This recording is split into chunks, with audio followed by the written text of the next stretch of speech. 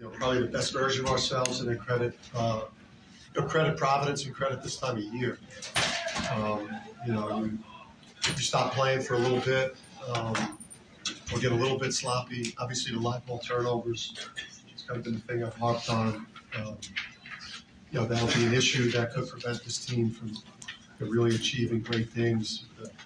The 21 assists is great, but the 18 turnovers really allowed them back in the game. But I thought it was they weren't going to go away quietly, not with the atmosphere, not with the Providence program and the pride they have and what they do. So obviously excited to get a chance to play the regular season champion. Raise your hand for questions. Mike, right over here. Let's get the microphone to you. Andre, could you just compare and contrast the emotions you're feeling, what you're feeling about the situation as you're building that lead up to 25-26, then the emotion and everything you're feeling and what you're trying to express to your teammates as you're trying to hold it together when it's cut to 5? Really just trying to stay with an even keel and just really lean on my teammates when it's tough. So like when I was turning the ball over, I was looking at Hawkins and looking at Tristan, and it was picking me up, and I was trying to pick them up as well. So just trying to stay together regardless of what's going on. First row over here. Yep. Coach, is there anything you learned about yourself as this comeback was happening, maybe with how you could have dealt with certain stuff differently? I think a technical foul might have been really bad, and that might have happened in the past based on, I thought that what got them back in the game was our sloppiness with the ball and also us fouling, and then our inability to really shoot a free throw in the game. Obviously, they were physical defensively. We played unbelievable for 28 minutes.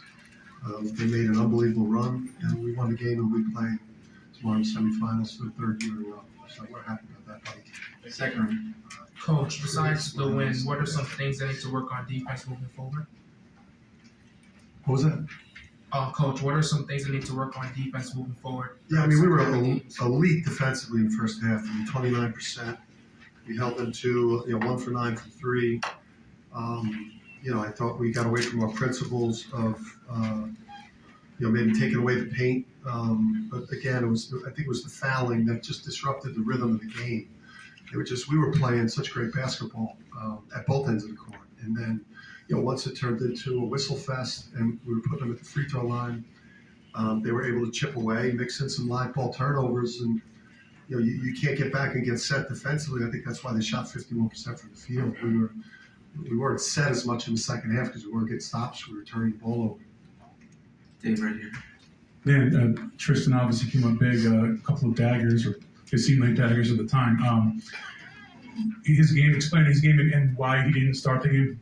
Yeah, I think in terms of the starting piece, our culture is really important. The way, it's a big responsibility in terms of all the things that you do. And just felt like a small message needed to be sent to Tristan and Naheem normally is the first guard off the bench, and he was the last guy in the rotation. So whether you play for the Big East tournament or a regular season game, you got to have principles and try to teach some larger lessons. And usually when players are put in that situation, they have a bad game, and because of the distraction that goes on with that. And I was just blown away by his mental toughness tonight and being able to put that behind him and perform at a high level. Coach Alex didn't have the best first half, but in the second he really turned it around, hit that big shot with a minute left. Can you just talk about how he's able to speak on Alex's ability to kind of stay even keeled with the in those clutch moments? Yeah, he had some tough calls against him that put him in foul trouble. Alex has been one of the best freshmen in the country the whole year. He's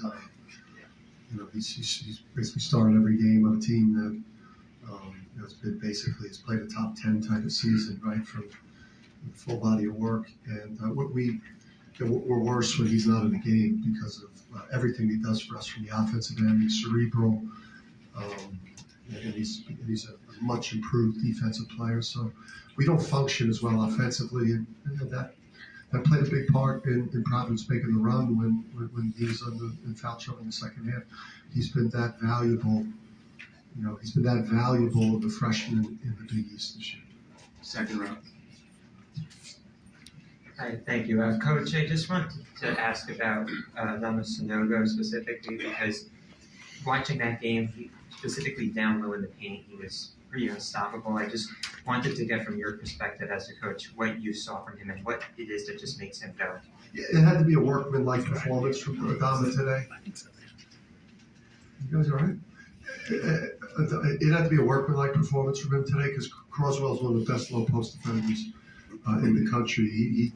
He gets incredible leverage. He makes it really, really hard to score one-on-one in the post. So Adama, we needed defense from him. We needed him to get on the offensive glass. We needed him rolling in the ball screen game and creating open threes for teammates. Obviously, this wasn't the type of matchup where we could throw it into the big fella as much as we'd like, but I thought he was efficient. Gavin in front. Andre, it seemed like every loose ball and rebound you really had to fight for. What was it like out in the court during that game? It's just desperation. In these moments, it's like you got to leave it all on the line for the rest of the home. So I think both teams really brought that edge. And that's what it was, really desperation. Dan, you had your parents right there, right next to you. What's that like for you? And, what's it like for your dad? And to see how much good feedback after the game? I thought they were all too close. He was trying to whisper stuff. When the run was going, he was trying to whisper some things, get this guy out, call time out. I could hear him moaning and groaning. I just thought they were too close. They should be there, but they should be back. I hope they're not in the same seats. My son was over there. He almost got me a technical, Danny, because I think he got on James one time reading. I don't need them that close. Ralph over here. For either of the guys, as that lead is sort of is whittling down, and for either player, you're trying to stay composed. Do you feel a little nervous? Do you feel rushed as they're pressing and that lead is coming down? I mean, you gotta stay composed in situations like this. I mean, playing for a championship, you gotta stay composed. They did a great job coming back. Played hard. They feasted off our mistakes. So you just gotta stay composed in that situation. Stay with your team, stay in that tight huddle, and just believe. So. Let's go last question, Joe.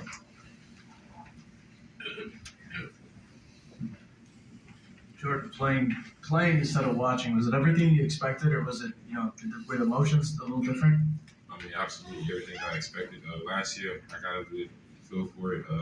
Watching it, playing it is totally different. I mean, it's very exciting. Just feel the energy in the crowd. It's really loud in there. So, it was amazing. UConn, thank you. Thank you.